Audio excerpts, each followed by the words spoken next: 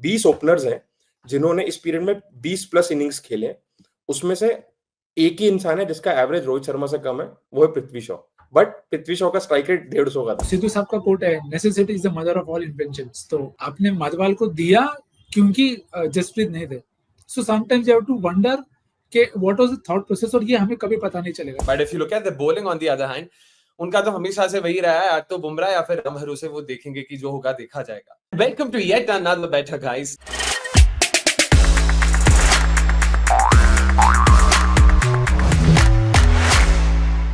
आज हम लोग डिस्कस करने वाले मुंबई इंडियंस के बारे में। यार मतलब पिछले 4 सीजन्स में हमने देखा है भाई साहब, टीम्स ने तो गजब के प्लेयर्स लिए हैं, फिर भी उसके बाद भी रादर कुछ खास उखाड़ नहीं पाए। Apologies, pardon my French over there. We've got Nikhil and Somesh joining us like always, and I'll probably first throw it to our ardent resident MI fan Somesh. यार MI after that, you know, purple patch between 2015 and 2020, they just kept winning trophies for fun. And अभी तो यार मतलब क्या बोले, नहीं तो उनका हालात बयां करने के लिए है, उनके परफॉर्मेंस नंबर्स का सहारा लूंगा। इसके पिछले वाले मेगा ऑक्शन 2022 में जो हुआ था, तब से अगर आप अभी तक देखोगे तो उनका ट्रैक रिकॉर्ड है कि 48 में से उन्होंने सिर्फ 18 गेम्स जीते, which is 37.5%, comfortably the worst among all teams. इसमें से आउटसाइड वानखेड़े उन्होंने 29 में से सिर्फ 7 मैचेस जीते, which is not even 1 in 4। तो again comfortably worst away from home. और वानखेड़े में भी ऐसा कुछ नहीं है कि बहुत ही ज्यादा ऐसा अनबीटेबल रहे, 18 में से 11 ही मैचेस जीते। आपको लगेगा कि हो सकता है कि भाई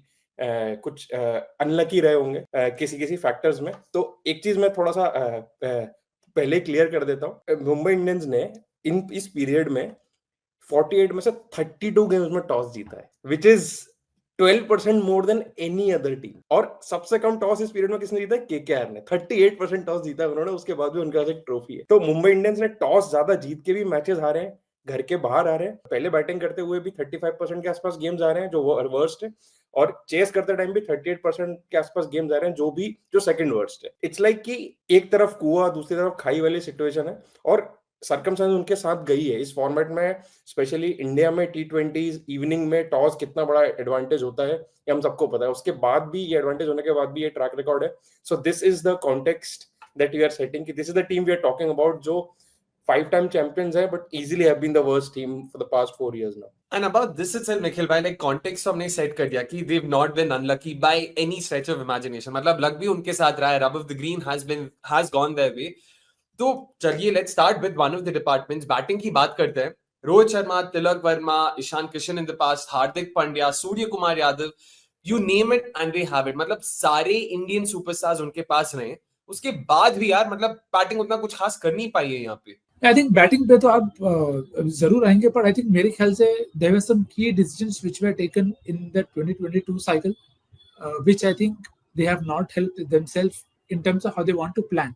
अब अगर आप देखें तो उसको भी कॉन्टेक्स्ट देना जरूरी है कि जब 21 में आप 20 में जीते तो ऐसा लग रहा था कि this was one of the best sides ever assembled. और ये ज्यादा दूर नहीं है, 5 साल पहले की बात है, और उसमें से आप कहेंगे थोड़ा कोर तो अभी भी बचा ही है, थोड़े से ज्यादा। तो इतना क्या बुरा हो गया? तो आई थिंक इतना बुरा ये हो गया है कि गेम काफी चेंज हो गया। जो पर्सनल पे MI depended for that very auction cycle and the next one, they have not turned up at all. 22 वाला सीजन देखें तो आपने जोफ्रा पे खर्चा किया, knowing he'll not play an entire season. You sometimes felt okay, maybe it's a punt at the future कि you are saying कि हम ब्रेविस को लेके आ रहे हैं, हम तैमल मिल्स हमने लिया, हमारे पास जोफ्रा है, ऐसे प्लेयर्स हैं जो शायद हम आगे के साइकिल्स के लिए टेंशन, मतलब ऐसा एक सीजन नहीं खेलेगा ना, आगे तो खेलेगा। और उसमें ईशान किशन भी था। And again these are not the people who you think they are your bank. तो जब आप बैंकेबल्स पे नहीं ले रहे हो, you are trying to take people who are high ceiling but can be high variance also. So I think that context is very important कि जो टीम का ढांचा था, जो एक बहुत अच्छा कोर आपको दिखता था उसके पहले, that did not turn out to be well. So they went back to the auction and they were like, ठीक है, हम थोड़ा longer turn के लिए लेते हैं। But the thing is, when you are franchise like MI who has lots to play for, you end up having lesser patience with people. जो आपको इस सीजन में चेन्नई के साथ भी दिख रहा है कि that patience level with people reduces with the number of games that you get. तो I think numbers पे तो हम बैटिंग में भी आएंगे, I'm sure. पर मेरे ख्याल से काफी बड़ा डिफरेंस ये था कि आप सेम ग्रुप के साथ you are trying to emulate the same things.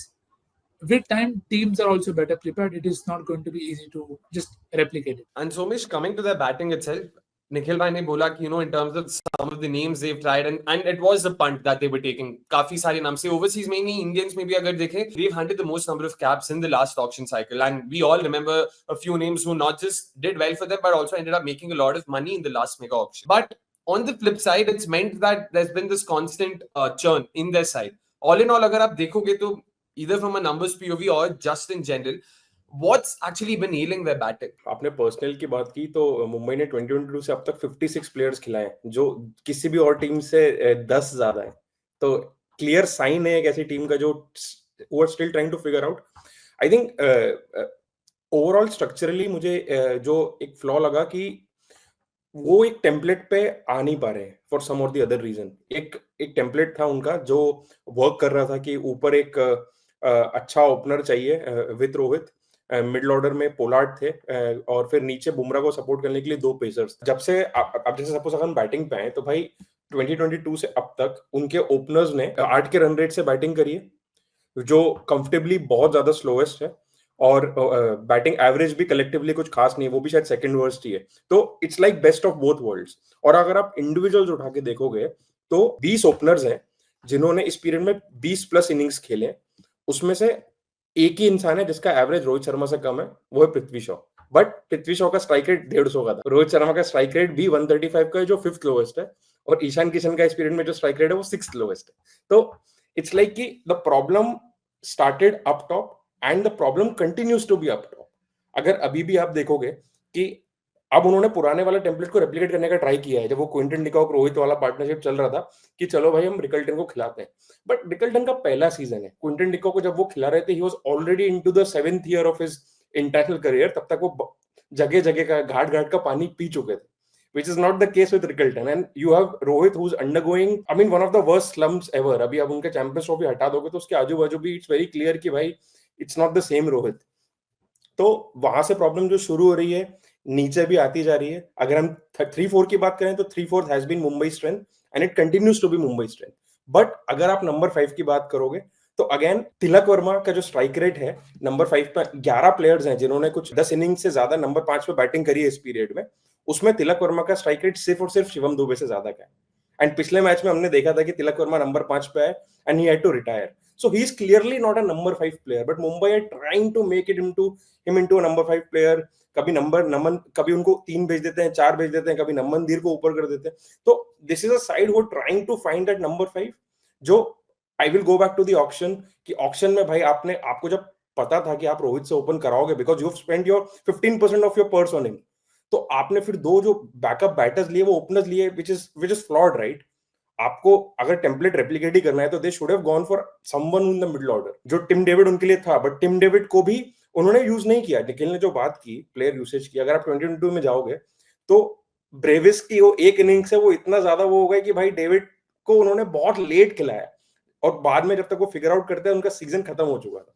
So it has been a mix of a lot many things, which is why Mumbai are in a state that they find themselves right now. Lot of names mentioned there, but we cannot look past their former skipper Rohit Sharma, and we know all the chants, Mumbai its Raja, Rohit Sharma, ये सब सुनने को मिलता है. Even the fans were very clear कि भाई रोहित शर्मा को MI नहीं छोड़ सकती, irrespective of how poor his form has been in IPL for the better part of the last decade. Nikhil bhai, what's up with Rohit Sharma? Like, क्यों IPL वो चल नहीं पाई? Even when he was doing well in international cricket, when he was at his peak, take the 2023 World Cup for instance, in the last 2-3 years we've seen him do well several times on multiple occasions for Team India. लेकिन Mumbai Indians के लिए तो यार मतलब गया वो जमाना जब रोहित शर्मा उनको कंसिस्टेंटली रन्स बना के देते थे. It is unexplainable के what happens with him that it doesn't just come up for him in MI colors. अब वो क्या है क्यों है, क्योंकि ऐसा तो नहीं ये बोला उसको वो बायलैटरल से या और किसी फॉर्मेट में नहीं खेल रहा है, बट इट्स जस्ट, और ऐसा भी नहीं कि उनका रोल चेंज हो रहा है. It is just one of those things and I don't think I have a clear answer कि ये कारण है. पेस को स्ट्रगल किया है, spin, there have been certain matchups and that is there for everyone. तो I think this year again it highlights in 2025, it highlights even more because you spent a considerable amount on him. And जैसे सोमेश ने बोला आपके backups भी वहीं पे. तो I think as Somesh rightly touched upon, I think the problem to me in MI is the top 3, क्योंकि वो टॉप 3 अगर आप पावर प्ले तो फिर भी आप चलो, आप बहुत दफा देखते हो मुंबई का पावर प्ले इतना भी बुरा नहीं होता है, और टाइम्स ऐसे हुए कि अगर आप चेन्नई से कंपेयर करो तो आइडियल पावर प्ले हो जा रहा है इन terms of scores that Mumbai के. But the problem to me for Mumbai Indians has been their middle overs batting, and if the top order by chance gets into that middle over phase, तो यहाँ पे just to give it context, मैंने comparisons ऐसे करी हैं कि जब उनका सबसे अच्छा टाइम था 15 से 20 का, और जब से पूरा वक्त शुरू हुआ है काइंड ऑफ 21 से 25, अगर आप मैं नंबर्स कंपेयर करूं तो टॉप ऑर्डर वैसेस पेस, और ये सिर्फ मिडिल ओवर्स की बात है, ओवर्स नंबर 7 to 15, तो पेस के सामने टॉप ऑर्डर का एवरेज 15 से 20 में 27 का था, जो गिर चुका है 20 पे इन 21 to 25. That's a 7 point drop of, जो काफी बड़ा है. You can say drop of हुआ क्योंकि स्ट्राइक रेट बढ़ गई है, क्योंकि गेम चेंज हुआ है. Yes, that is visible. 138 का स्ट्राइक रेट था पहले, which becomes 165. So massive uptick there. But that has resulted in them taking a lot more chances. तो उनके balls per wicket जो 15 से 20 में were 20, it's come down to 12. And again, top 3 batting into the middle over is a good thing, right? You would say that yes, batters are batting deep, you will take more chances, but it's not resulted into as good a return as it was before. तो वो बड़े scores भी आपको नहीं मिलते. And the same thing अगर spin के साथ compare करेंगे तो it's even further drop off. क्योंकि spin के खिलाफ average per wicket 35 था, वो गिर के हो गया 23. 12 पॉइंट का ड्रॉप ऑफ अगेंस्ट स्पिन, और अब स्पिन काफी ज्यादा रेगुलर है भी. सो स्ट्राइक रेट 137 से और भी कम हो गया. तो ऐसा भी नहीं हो रहा कि वो स्पिन के खिलाफ ज्यादा रिस्क ले रहे. It's been the same. आपका बॉल्स पर विकेट 18 हो गया, मतलब आप स्पिन के खिलाफ आउट भी हो रहे हो, आप रन भी नहीं बना रहे हो. And despite all of this, their middle over numbers are not that bad for the middle order batter. So to me it's the top 3 that is just not clicked for Mumbai in this cycle of 21 to 25, and it's put too much pressure जो middle order ने काफी हद तक संभाले रखा है. But again sometimes it is too much to catch up. It definitely is too much to catch up. लेकिन अगर आप सोचोगे ना, batting has been the strongest suit in the last few years, at least in terms of resources. अगर आप नाम देखोगे तो सारे नाम आपको बैटिंग डिपार्टमेंट में दिखते हैं. So despite that, you know, the batting department struggling is a bit of a shocker. But if you look at the bowling on the other hand, उनका तो हमेशा से वही रहा है, या तो बुमराह या फिर हम भरोसे वो देखेंगे कि जो होगा देखा जाएगा. एंड बुमराह तो पिछले ऑक्शन साइकिल में हमने देखा कि 3 सीजन में एक सीजन वो अवेलेबल नहीं थे, दूसरे सीजन में भी थोड़ा लेट स्टार्ट किए थे. Somesh, if we look at the bowling now, what are the issues that have been plaguing them? Bumrah के नंबर्स उनकी पेस अटैक से हटा दोगे तो कलेक्टिवली उनका इकोनॉमी 10 का है. सबसे बुरी जो टीम है पेस नंबर्स में इकोनॉमी में, वो एसआरएच है. उनका इकोनॉमी 9.5 का है, तो उससे भी 0.5 ज्यादा. 0.5 is a very big difference over a season. Teams में उतना डिफरेंस नहीं होता, 0.1 0.2 का डिफरेंस होता है. 0.5 is a very big difference. And उसमें बॉलिंग एवरेज भी सेकंड वर्स्ट है. तो उनका पेस अटैक अगर बुमराह नहीं है तो ना ही रन फ्लो रोक रहा है, ना ही विकेट ले रहा है. और स्पिन अटैक पे तो उन्होंने इन्वेस्ट किया ही नहीं है. 2019-20 का टेम्पलेट अगर आप देखोगे तो बॉलिंग अटैक में क्या होता था कि बुमराह को पार्टनर करने के लिए 2 ओवरसीज पेसर्स होते थे. उनमें से एक था जो थोड़ा न्यू बॉल से स्पेशलिस्ट था, एक मिड ओवर में हिट द डेक बॉलर था जो बैटिंग भी कर लेता था. And they had Krunal and they had a wrist spinner. But अभी क्या हो रहा है कि उन्होंने उसको कुछ ट्राई करने की कोशिश तो की है कि जो एक ओवरसीज बॉलर होता था जो बॉलिंग कर लेता था, थोड़ी बहुत बैटिंग भी कर लेता था, उसकी जगह वो दीपक चार लाए. बट वो प्रॉब्लम सॉल्व क्यों नहीं थी? क्योंकि दीपक चार आपके मिड ओवर्स बॉलर नहीं है, वो भी न्यू बॉल बॉलर है. तो बैटिंग तो आपको एक इल्यूजन मिल गया कि नीचे एक बैटर आ गया, but he is not the middle overs bowler. वहां पर आपको हार्दिक पांड्या की डिपेंडेंसी बढ़ जाती है जो विकेट्स लेते हैं, but he is equally expensive. उन्होंने सोचा कि चलो कृणाल है, अगर हमने ओवरसीज की जगह दीपक चार से भर ली तो कृणाल की जगह हम साइंटनर ले सकते हैं. But Santner is not that great a batsman that Krunal actually was for Mumbai. बहुत अंडररेटेड है यार उस सीजन. मतलब अब ऑब्वियसली अभी देखोगे तो उनका स्ट्राइक रेट लगे अरे यार 130 का ही तो था, बट वो उस पीरियड के लिए बहुत सही था. He was doing the job. And Santner, this is the first time जब वो एक लंबा आईपीएल सीजन खेल रहे हैं.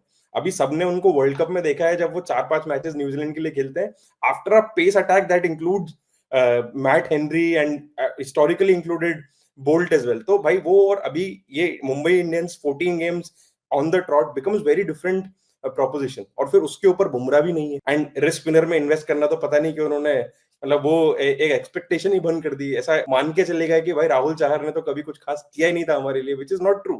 तो कहीं ना कहीं एक half hearted attempt to replicate the template. And to be honest, अगर मैं अभी सोचूं तो थोड़ा players like Pollard, players like Krunal, इनके लिए रिस्पेक्ट और बढ़ती है कि भाई ये फिलर जो पोजीशंस थी ना वो बहुत डिफिकल्ट टू नेल थी, और वो जो कर रहे थे वो वही कर रहे थे. किसी और को कितना भी आप कोशिश करा लो वो हो नहीं पा रहा है. तो निखिल भाई, when you look at the bowlers, काफी सारे डेब्यूटेंट्स, नए नाम जो भी इन लोगों ने स्काउट किया था, you know, I can at least think of 5-6 names abhi off the top of my head. In this season alone, Vignesh Puttur hai, there's someone like Satyanarayana Raju, we saw Ashwini Kumar, even earlier on we've seen Kumar Kartikeya, Ritik Shokin, सब spinners, pacers alike, उन्होंने काफी सारे players को debut कराया था. तो आपको लगता है lot of it was also down to them taking a punt on some of these unknown talents. They were backing the scouts, unearth new gems. Bumrah Pandya हमने निकाला है, तो आगे जाके हम लोग और भी ऐसे प्लेयर्स निकाल सकते हैं. नहीं, बिल्कुल you will want to hope that as a scouting team, but what you have to also realize is Sidhu साहब का कोट है, necessity is the mother of all inventions. तो आपने माधवाल को दिया क्योंकि जसप्रीत नहीं थे. So sometimes you have to wonder कि what was the thought process, और ये हमें कभी पता नहीं चलेगा. जैसे सोमेश ने बोला, sometimes when you are too much into that flux, you are not able to quite understand कि हम इसको कैसे कंस्ट्रक्ट करें जहां पे ये बंदा सक्सीड करे. अगर आप 17 से 20 वाला या 15 से 20 वाला फेज देखें, whoever came into that MI setup, it was more likely that he would succeed because he had people around him who would ensure कि उन पे प्रेशर ना हो. Now that is not the case. So वो I feel has played a lot of part, जहाँ पे personal जिसकी हमने बात करी है कि अब स्काउटिंग से नए लोग लेके आ रहे हो, पर you have to still give them chance. और अब आपको उनके साथ पेशेंस रखना पड़ेगा. जैसे सेकंड गेम अगर आप इसी सीजन का ले लें, you can say that yes maybe Ahmedabad है तो शायद विघ्नेश पुतुर नहीं अच्छा करेंगे, but then you have to try. आप ट्राई नहीं, अगर एक बंदा एक गेम में अच्छा करके आ रहा है एंड सामने भी ऐसी टीम है जिसका आपको पता है कि शायद जो मिडिल ऑर्डर है वो इतना शायद सटीक नहीं है, why would you not try that option? So again, teams will have their logic and they'll want to execute in that way.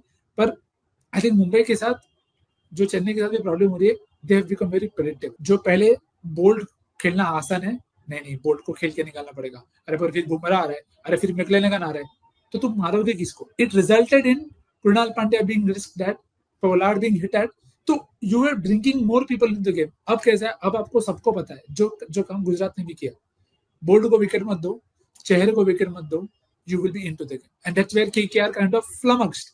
They gave wickets to Bolt and Char, and then the game was set up for Ashwini Kumar also. Again, it gives you the right example of MI of the old. नया bowler आया, wicket लिया. So I think it's about staying unpredictable, जो मुंबई नहीं कर पा रही है. I would give them that benefit of doubt कि इस season में they wanted and they tried with Allah Ghaznfar, who could have been a massive differential player for them, but then you risked him in that tournament where he was injured. So then some things will eventually catch up with you. ऐसा हो जाता है. सोमेश, हमने on the field के reasons के बारे में तो काफी बात कर लिया, but there's been this one important off the field change that happened, in 2023, which sort of triggered a lot of these, flurry of changes in the last couple of years. 2023 IPL, they made the playoffs. It seemed like, okay, you know what, now we will probably see a resurgence of some sort. And then we saw them pull off a coup, bringing in Hardik Pandya from the Gujarat Titans. But it's a move that's, polarized people, it's polarized opinions. लोगों को अब तक पता नहीं कि end में has it been net positive or net negative for Mumbai Indians? It's one of those things जिसका answer हम सिर्फ हम गैस ही कर सकते हैं. We don't really know how the atmosphere in the dressing room is. इस season के पहले जरूर बातें आ रही थी कि भाई they've sat together and solved it out. And वो लग भी रहा है, ऐसा कमराडरी लग रही है, ऐसा कोई इंस्टा स्टोरीज नहीं डल रही हैं, कुछ नहीं हो रहा है. So they are trying to arrive to an answer. अभी तक वो आंसर नहीं मिला है. Let's see. I mean their hopes for this season lies on how they do on wankhede. I think अभी जिस तरह से जा रहा है, I think they'll have to win all their wankhede games, तभी कुछ चांस है. Otherwise तो outside wankhede they are not traveling well, and I mean I don't know, they are not even selecting well abhi to. Yeah, it's definitely not going to be easy for them, and of course they will be playing a game tonight. It will be against the Royal Challengers Bengaluru at home. They will be hoping that they are able to notch up those 2 points and rack the second home win there. Until then, it's a goodbye from all of us. Thank you so much for tuning in to this Baithak. Please make sure आप like button दबाइए, comments में बताइएगा not just कि आपको video अच्छा लगा कि नहीं, but अगर आपके पास भी कोई topics हो that you'd want us to talk about, discuss and research, we're more than happy to do that. Until then, take care. Bye-bye.